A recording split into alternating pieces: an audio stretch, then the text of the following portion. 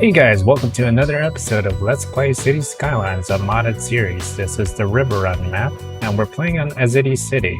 Let's go over what we did in the last episode. We started zoning the area, so we have this little patch of area where I put a Y kind of thing. I'm not sure what to call it, but I made the arterial road look like a tuning fork. So what we're going to work on today, we actually unlocked Big Town. So we got over 8,000 people. Now we can start zoning high density areas. So that's pretty exciting. That's what we're gonna work on today. So without further ado, let's begin.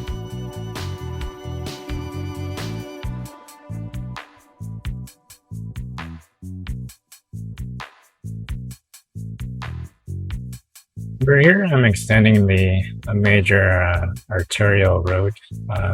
It's supposed to connect to the collectors, which the collectors collect from the local towns. So I kind of put it to the side. I know I'm supposed to do a spacing from the edge of the tile, but I figured I'm probably gonna end up buying the right-hand side because the rest of the track is in there. So I figured why not? I started deleting some trees. I don't think I started working on that. I did want to do some zoning, so let's work on that.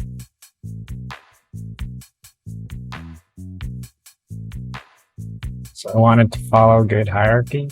I made an overpass. I'm using dirt roads to plot the different areas because it's cheap to maintain while I'm building. I never pause the game, so I do lose some money if I build something and the game is running. But I figured make it seem a little bit realistic where you have things under construction and then there's this mouse cursor that's hovering in this world that's just building things. So it's probably a crazy sight to behold in real life, if it were to happen in real life.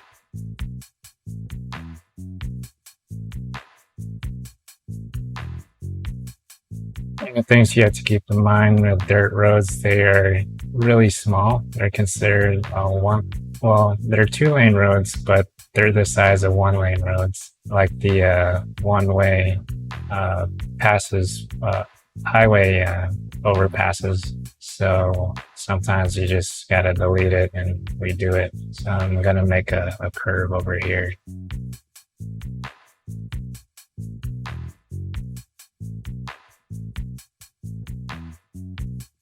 I had something in mind for this area. I wanted to put some sort of maybe park or something, an attraction that allowed people to want to visit. But I believe I ended up just putting high density areas in that all around.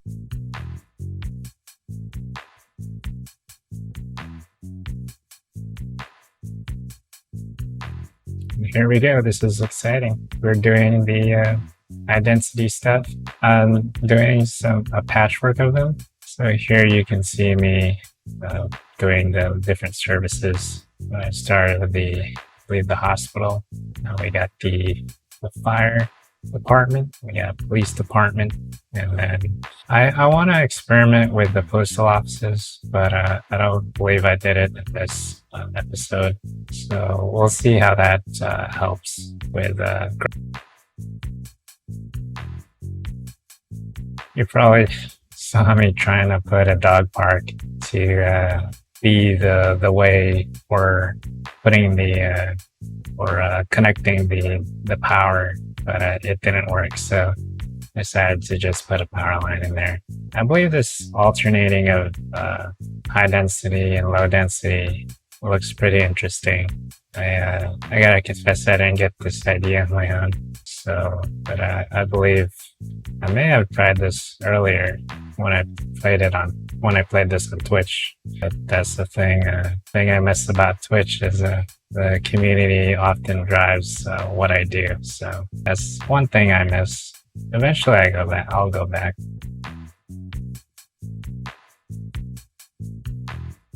So this is the place that had the roundabout kind of, or half dome about. So I put high density stuff here mixed with some low residential. Hopefully this looks good.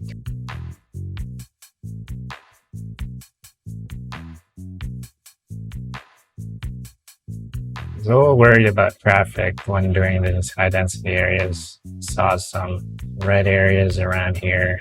I'm thinking about redoing the interchanges. I believe those two are way too close, so future episode probably going to fix that, but we'll see.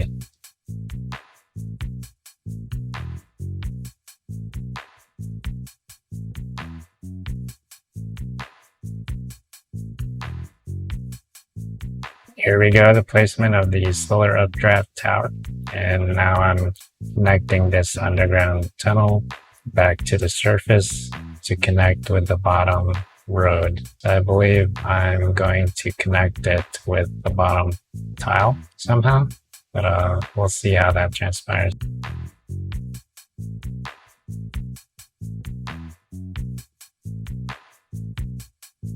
And just in case something bad happens, I'm gonna make sure everything's connected. So I am planning to remove the wind power. This solar updraft tower is very overpowered. I believe it's at 240, 260 megawatts. And my, so I'm deleting. It was fun. They lasted for what, 21 episodes? And finally retiring them. No wind power. I'll eventually have some sort of thing. Maybe when I get a tile that's very wide spaced, I'll resurrect those to pay homage to this sort of design. It's unneeded. We got solar updraft towers and we got the incinerators providing power.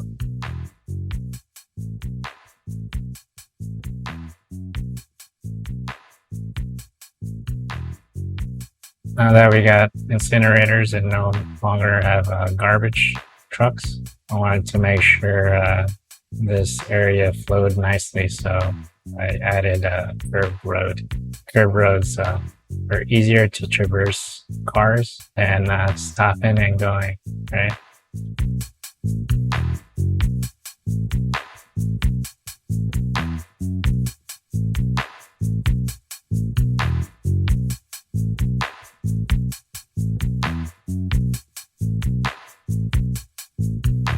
Here I was thinking about spacing the incinerators further apart. I wasn't sure whether or not they were too close to each other and cause some kind of impedance. Oh, and then we're doing some inland sewer system, which one of these counts for one of the sewage pipes. I decided to do that because I didn't want to pollute the water. Eventually I'm going to do a fishing industry and just didn't want fish to come out of something so brown and dirty. You know how it is.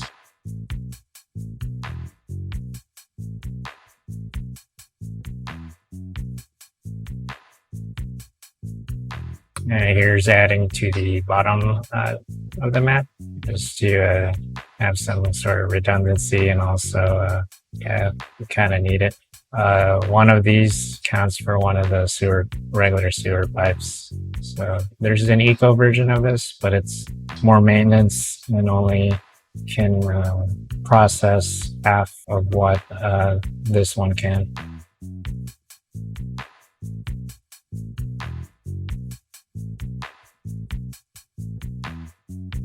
Here I'm trying to future-proof the water pipes, so I added another pump. Just for the future, since I'm working on a second tile. Might not need it. I'm not even at 100% on the current setup, but you never know.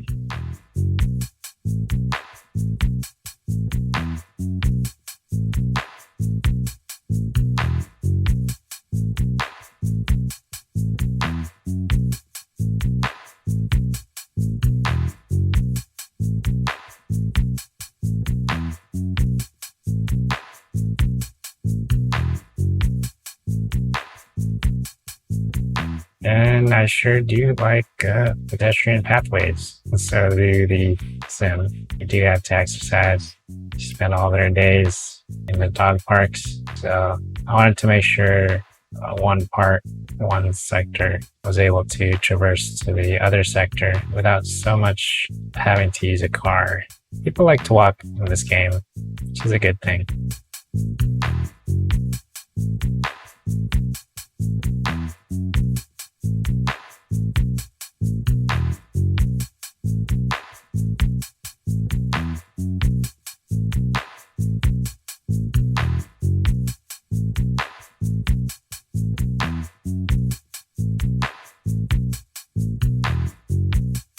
I wanted to ask you guys how to increase my entertainment value of my park so that I can level up. I'm level 2 right now.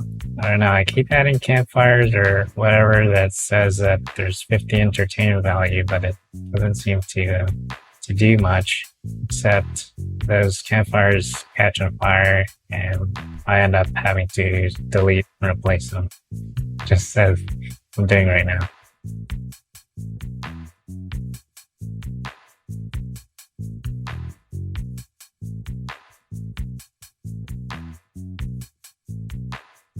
Here we're putting some offices as buffer in between the industrial sector and the residential and commercial. So putting these kind of buildings in between those residential and commercial and the industrial separates the sound because the buildings block it. So that's one of the strategies I learned. The thing with offices is you need educated people. So hopefully we have a demand for that.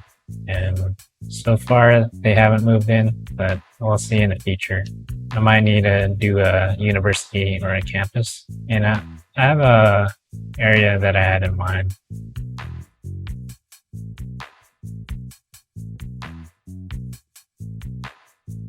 I'm looking at how to level up these buildings. I really want skyscrapers in this area.